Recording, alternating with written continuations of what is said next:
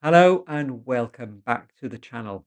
Today we are exploring the composite module again. We've already been through some of its applications when we saw the autumn effect. So there is a video if you want to watch that, where we tried to add a glow to landscape photos. And today it's all about contrast, adding, boosting, removing, flattening that we can do with a composite module. We'll try and recreate the Dragan effect, which is this stark, gritty, desaturated, very harsh look on portrait. But I believe that the methods that we learn doing these techniques can be adapted with imagination to many other scenarios. I'm Nicholas, and let's do this together. We'll be working on two portraits then for this video. The first one is quite a low contrast image of a gentleman that I took a photo of in India, and I find he is very elegant. We're going to do some basic corrections. First of all, the tone mapper. I'll auto tune the levels to get the blacks, black point, white point. Maybe add a little bit of contrast. I don't want to add too much, especially as I don't want to touch the background too much. Maybe we could also add a little bit of color with color balance RGB, maybe the basic colorfulness in standard would be fine, and then some kind of sharpening, some details. Well, I'll denoise automatically. There we are, lens correction, which will remove the vignette for the moment at least. We can always add a creative vignette if we want later. And maybe a little bit of sharpness. Now we have in the demosaic, we can do capture sharpening, and that will give us some basic sharpening and maybe a little bit of local contrast. I do this with the diffuse and sharpen module usually, but I'm going to do some quick local contrast. Maybe just to his face and the turban. Let's make a mask. Quick and dirty mask, maybe. So we'll stay well within the boundaries. So just click a couple of times around. There we are. And one last time to close. Click on M. There we are. That's not too bad with a little bit of feathering. I'm sure that any local contrast, a little bit outside for this, won't harm the image in any way. Let's click on M and click on the little arrow to remove the mask. There we are. So we have before and after. And now we can start on the composite module. So now this is where the magic happens. We'll go to the duplicate manager, and I'm going to duplicate that. I'm actually going to duplicate it twice. So we have one image here, which will be the original, and these two images will be combined to make the Dragan effect. So we'll go into the third image here, which is already selected. And now we are going to add a blur. Now the blur will enable me to make some subtle changes when I add the composite on top. So I'm going to keep lens blur. We can actually go quite high on this to give it a nice look. So kind of blurry image there. And the idea also will be to desaturate the image so that when we add the composite with the blending mode, we're not going to affect the colors, just the tones. So maybe the easiest way to do this is to go in color, not color balance RGB, sorry, color calibration, and go to gray, and you can move any of these, or if you move one, the image turns gray. But the easiest way is to take a monochrome preset, maybe just luminance based. So here we have a black and white image that is blurred, and that's all we need. Because now if we go back to this second image, which will be my Dragan effect, I'm going to go to composite. I'm going to grab in the film strip below this black and white monochrome image, put it into composite. It will appear at one point. There we are. the vignette has appeared. But as you see, nothing has happened. Now, nothing has happened because composite is here, so just before the input color profile, whereas color calibration is afterwards. So that's where I did the black and white. So the actual composite is being done. The two images here, images are running parallel to each other, and the once you've reached the composite, then only these modifications are done. Only these modules are done on the mixture of both. And if I add a blur, so just switch on blur and look where blur is. Blur is after color calibration. Composite is before, so nothing's happened. So if I just click and drag this above color calibration, it will just turn black and white, but not blurred, because blur is afterwards. And if I just go above blur, it will appear blurry and with a composite. Anyway, that's to explain how composite works in the way it blends. So it blends up to the point where you are, starting at the bottom in the pipeline, and afterwards we're just working on a common pipeline for both. I actually want to place it above AGX. I can even put it right on top. There. So now we have composite in the correct place. So let's do the magic with the blending, and we'll go to the composite layer here, and we'll get a general mask covering the whole of the screen. Now we have a couple of choices here for the blend modes. First of all, I went to multiply. Now multiply will darken because it will take the level of brightness. So imagine a number between 0 and 1, where 0 is black and 1 is white, on the base layer, which is the image that's coming up from the pipeline. And then in the composite, which is the so that base layer is the A layer, and the other one is the B layer. And it will take the brightness in the other layer, multiply them, and you get an output. Now, you know, when you multiply two numbers between 0 and 1, well, the result is smaller, so everything gets darker. But we do have a fulcrum here, which means we can adjust this formula. It's actually adjusting the brightness, the numbers of brightness there, so we can have an idea of the output. The problem is we clip very quickly to white, so it's a good method for darkening, but not really for adding global contrast. Now, there are two other modes that seem to be better to me. Now, I whipped out my tablet and notepad, and here we have, you see, the histogram, so between 0 and 1 in brightness, and we have the A image. I have one image which will have a histogram, you know, something like this with some midtones, a bit of brightness. There we are. And we have a B, which might be a little bit darker. There we are. We have a different histogram. Okay, well, it's making a nice curve there. Stop it. Thank you. There we are. That's the B. Now, what we have is 0.5.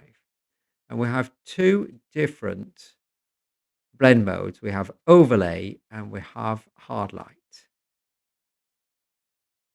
Hard light. And we have, so this is image A. I think I said the contrary before. Anyway, never mind. It doesn't matter. That's image B. Now, why does it want to change color? B. Okay, thank you. No radial menu. What's it doing? B. Here.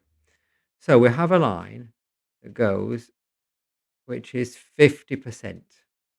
Everything that is above 50% will be multiplied, so darker. No, it will be screened. Sorry, screen is a brighten. Now, the formula for screen, I think, is you take one minus. Yeah, sorry about the maths, but I find it helpful to understand what it's doing. You take 1, which is the top brightness, you minus 2 times 1 minus A times 1 minus B. So it's calculating the difference here, the difference here. It's multiplying them both, so that is a small number, multiplying by 2 and subtracting 1. So you'll get an output which will be, in effect, for this point here, which will be above. And the other method is multiply. And both overlay and hard light, both these two multiply, use both screen above. So screen, you brighten the brights and you multiply, so you darken the darks. And the only difference I can find between overlay and hard light is in the reading of the initial brightness. In overlay, it will read one of the layers, and in hard light, it will read the other. So, for instance, if we're both over 0.5, the end output will be the same. If we're both under 0.5, the output will be the same. But if you get a point where one is under and one is over, then one of them will brighten because we're over, and the other one will darken because we're under. That's the maths. So we are adding contrast because we're brightening the brights and we are darkening the darks. So that is why we use overlay and hard light. There we are. Sorry about the maths. That was the explanation. Let's get on with the editing. So let's then apply overlay or hard light to this image rather than the basic multiply which I had. And to do that, we need to get back into the display modes. So this is the little icon with three lines on the right, RGB display, and then go to overlay. Now, as we're overlaying one photo over itself, you probably won't see any difference between a hard light and an overlay. So we've got that. The image is softer, but we have added some extra shine. We've added some extra contrast. And actually, I quite like that to make kind of a very dramatic portrait. What we need to do now is to use some sharpening. Now, all the tutorials, Photoshop, actually, they desaturate and sharpen to death. And what they use for sharpening is in Photoshop, the high pass filter. Now, the high pass filter needs to be put, if you don't have a mask, high pass filter looks like this, where you can kind of create edges, which is a little bit horrible. And with the edges sharpened, you can put this into a soft light mode.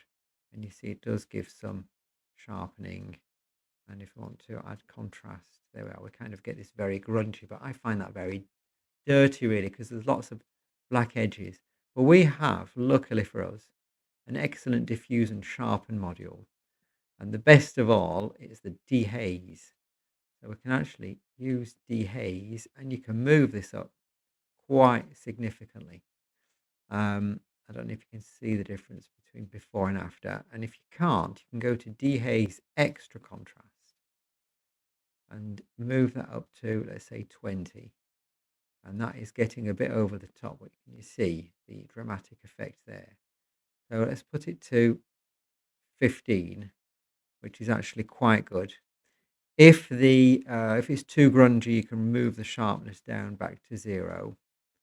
And you can also play on the edge sensitivity here to make it softer or kind of harder. And that's a way to kind of play with the sliders to get the kind of look you want. So we have a good diffuse and sharpen there. Maybe we want to desaturate because that seems to be a good idea. Maybe don't want to desaturate the whole image. I'll go to the color equalizer, pick a skin color. So that'll be in the reds. Move the node placement, and in saturation, just lower it just a little. Now I maybe need to move the one next to it. Are we? Yes, we're in that zone. Maybe move this one. Yeah, it seems to be quite effective. Right, we don't want to move that too much. Now I find the saturation is very sensitive. So what I'm going to do is I'm going to add a blend mask, and now I can actually use this slider here to kind of mitigate this very, very severe desaturation. I can adjust that kind of a little bit as I like. So the idea, remember, it is to do a dramatic portrait. So lots of clarity, um, lots of sharpening, and maybe a good vignette. So right click on exposure. Now I have a little preset here for vignette, which is basically lowering by 2. And I have, when I choose um, a shape, it will actually invert it. So I can lower, I can actually lower that a little bit more. If you want to see the mask, I've already got kind of a soft mask there. And we have kind of here a dramatic portrait of this gentleman. The two last suggestions I could make, if you want to carry on editing the module, would be number one, to use the tone equalizer. So now I have the mask exposure compensation slider on the main page. That's fine. And here we can add maybe if I darken a little bit the highlights there to get some detail in the shirts, and we can add a little bit of contrast by brightening the brights and darkening the dark. There we are. So you can see the before and after. Where are we? Tone equalizer. There we are. That's on, off. Maybe I want to darken this just a little bit more actually. There we are. And if you want to, we can also use this very good contrast equalizer. I always get some comments saying, and why didn't you use this module? And why didn't you use that one? Well, yes, maybe too many cooks spoil the broth. I am going overboard with this one. I've made a large circle. And here, if you want some extra oomph, you can go for it. It's absolutely awful. So do it that very, very slightly. That's clarity because I'm adding local contrast a little bit everywhere over the image. You can see maybe before and after. Now, when you're editing, you always lose track of where you are. But may I remind you that we actually started with this. If I take a snapshot of this, then we have actually come down to here. It's a bit slow because this composite module does a lot of work, and we actually have gone, there we are. So we can actually tell the difference between the two. And I think actually that it's very dramatic. I think it's actually quite complimentary for this gentleman. He has a lovely smile and a great moustache. So that's for the first one. It was a low contrast image, and we added some contrast and detail. Let's do the opposite now. Now, this second image is a very high contrast image. We have very, very dark, deep darks. And we have some very bright colors here. And we want to be careful with that. And I also want to do something else too with this image. So we'll start the basic editing, auto tune levels, which will give us a good starting point. Add some contrast. So we can add quite a lot of that. And maybe color calibration. No, I don't want to touch that. Sorry, we'll do color balance RGB, basic colorfulness, standard. That is a very, very colorful. That's a little bit too much for me, actually. I'm going to reduce the global saturation a little bit. I'm going to desaturate afterwards anyway. We can try and control the highlights here, which is a good place for highlights, actually, this brilliance slider. And what do we want to do? We want to denoise lens correction, sorry. And I think we have a good starting image, which I will duplicate twice. The second for the Dragan effect, the third for my composite module. And I'm going straight on the third. I'm going straight in with the desaturation. So go to monochrome. Let's do luminance based, but you can choose another one if you please. And we'll go to blurs, and we'll add a lens blur of 20 odd pixels there. I don't know what this FR thing is. I'm sure it is useful. It's the keyboard. It's a keyboard thing. There it's gone. Right. Now, what I want to do on this, oh, maybe I'll show you. Let's go here and let's do the composite and pick up this. Oh, sorry, open it first. Drop the image into the composite module. Now, remember that you do not crop an image if you want to use the composite module, because otherwise you'll have problems where they won't align. And when you've done all your work, you put the crop module above the composite one. You're going to have problems otherwise. So composite here above AGX, and we'll see our black and white image appear.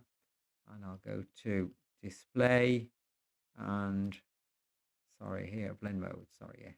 So we'll add a blend mask and we'll go to overlay. And we have kind of something that is very, very, very contrasty. It's a look. What would they call it? In the Nick Effects collection, they'd call it this midnight look. So that is actually something that's not too bad. I just remove the snapshots. My idea was to kind of get some, show how to get some information back, so to reduce the contrast. And the more I look at this, actually, I actually prefer this to what I'm going to do, but that would defeat the point of the demonstration, wouldn't it? I'm going to invert this. So there are two ways to invert a black and white. Either Negadoctor, which I am just going to switch on, and I'm going to choose, instead of color film, black and white film, and that is Negadoctor. Or you can do the base curve. This is an old module, the base curve. But what I can do is I can get a straight line, I think. No, it's not the base curve. What do I need? I need a curve. Tone curve. Sorry, not base curve. Tone curve. Tone curve. And we just invert. There we are. Just invert the line and you've inverted the image. Exactly the same as Negadoctor. We can check if you like. So Negadoctor is inverting the inverse. So if I make a snapshot with the base curve, no, tone curve, sorry. Oh, because tone curve is above AGX. I thought the whites were too white. Normally, if I have tone curve there and I have Negadoctor here, then I have the same image. Obviously, if you put the tone curve above AGX, you're in trouble. All right, so we'll remove that. We'll use Negadoctor, which is fine for me. The information we need is we're going to invert the image so that instead of mixing A and B here, we are inverting B so that this green line here is inverted. So it's actually symmetrical around this line here. So try and draw a symmetry. There we are. So we're actually mixing one image with its inverted layer. Right, what will that do? Now, it's not looking good, but what I discovered by playing around with it is if I move composite above the output color profile, and the mix of colors is correctly done. I'm not quite sure why. I'm sure there's a rational explanation. In fact, we can reduce the opacity a little bit to get some contrast back, if we like, and we can play our usual games of desaturating the colors a little bit, so we can remove some chroma from the image globally. That's the kind of desaturated look. Now, I did it with the color equalizer before because there were many colors, but here we don't have that many different colors.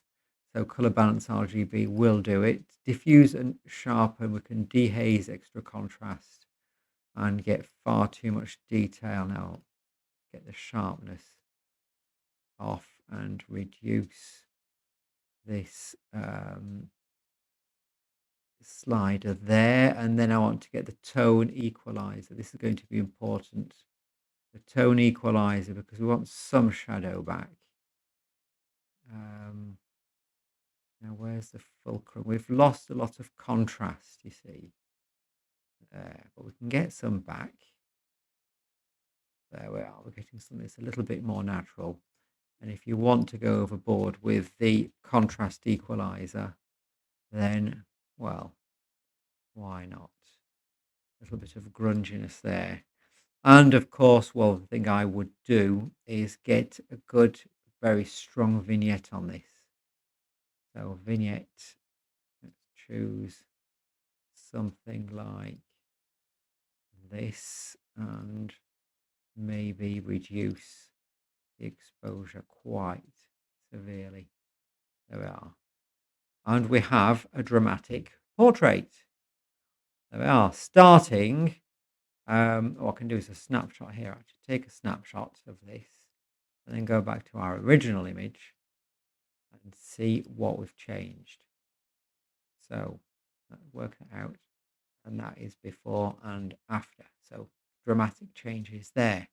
Now, I don't know which one you prefer, what version you prefer, but that is well, some ideas of how to use the composite module in Darktable.